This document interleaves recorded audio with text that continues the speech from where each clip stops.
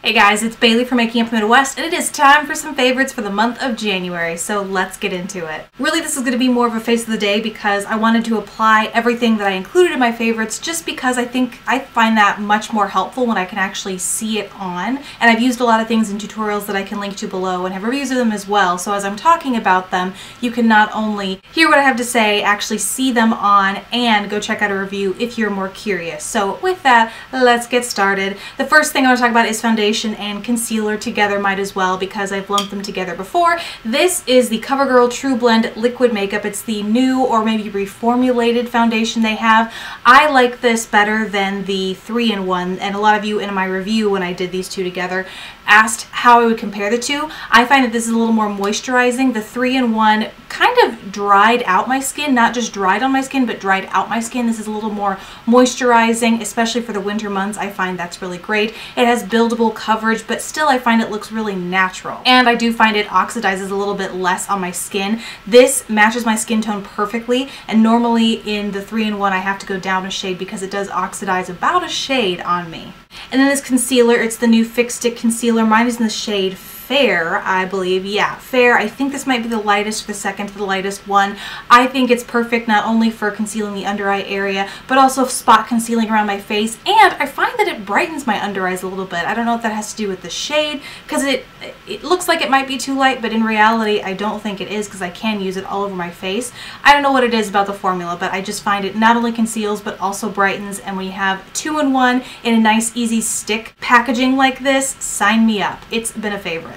On to what is pretty much the rest of the face. I've been loving the NYX Butt Naked Turn the Other Cheek palette. I haven't done a review of this yet, but I plan on having not only a review of this, but a comparison between this and the first iteration, which I think is just the Butt Naked palette from NYX, because there are some subtle differences. They're both neutral palettes, but what I love about them is they have everything you could need inside. You get 15 shadows, all of which are very nice and heavenly and neutral, a nice big mirror up here, and then this bottom part folds out to provide 4 blushes and 3 highlight powders. And like I said, this has pretty much been the face that I've been wearing throughout the entire month. The shadows give you a nice mix of shimmery, some kind of chunkier glitter, satin, and matte shades, all, you know, very neutral, flattering. It's just been everything I've needed to use throughout the month. And like I said, currently wearing these shadows on my eyes right now and using this light shimmery berry pink on my cheeks and this middle pinky toned highlighter on the tops of my cheekbones. For lashes, I've had 2 favorites. One I did a review of earlier in the month. It's the Etude House Lash Perm 3-Step Volume Cara.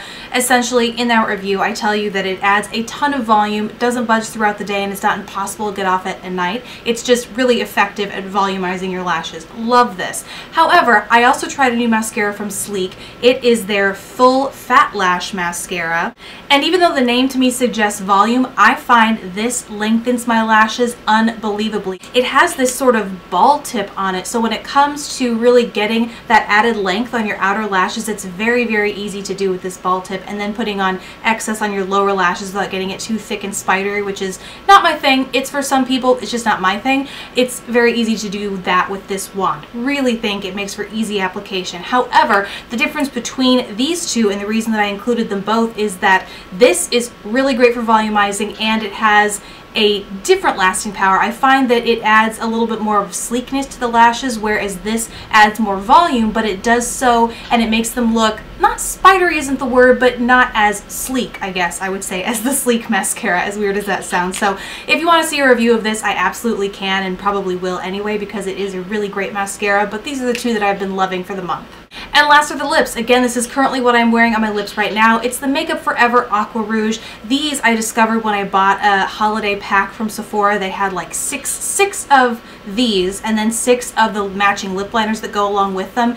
And Makeup Forever is known for their lip products, or products in general, that last, but these are the bomb. They are like a liquid lipstick, and then once they dry down on your lips, they just don't budge. Here I am only wearing the color, but on the other side it comes with a clear gloss, and what I was very impressed with was the fact that you put this gloss on and it doesn't affect the lasting power or the texture. I mean, it obviously affects the texture to some extent, but not so much that it mixes with the color and makes it thick and goopy and sticky or anything like that. It's really just a light layer of gloss that adds maximum shine with minimal texture, and it doesn't affect the wear time. It's just a beautiful, lip duo. This is in the shade 8. Obviously, it's a very bright, kind of orangey leaning red, I would say. Less of a blue red, less of a true red, more orangey leaning, and I have really been loving this color in particular. However, they have a ton of colors in the range, and I really recommend you check out the Aqua Rouges. So that's it from, oh, no, actually it's not. Before I sign off, I do want to mention my nails. They have not only been a favorite this month, these are the Impress press-on manicure nails. They are, I think, very realistic looking press-on nails that last at least a week on me, but I wanted to tell you about them because in the past videos I've worn them in, not only this month, but on the Rimmel Stay Matte Foundation review I was wearing a shade in purple. Every time I wore them in the video, I've gotten a ton of compliments, and a lot of you have been asking what they are. They're press-on nails. These are my go-to for long-lasting, easy manicures because nail polish just doesn't last on my nails as long as it does on others, so these tend to be a go-to in addition to at-home gel, but these are what I've been loving lately.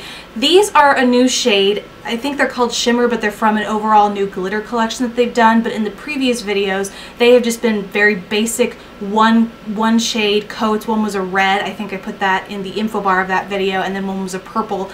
They are just super, super easy. If you're looking for an easy set of press-on nails, these are what I recommend to everyone. Family, friends, I love them. Love them. So they're obviously a favorite for the month of January. Now I am done. Thank you guys so much for watching. I would love to hear what you've been loving for the month of January. Please subscribe if you haven't already, and I will see you in my next video. Bye!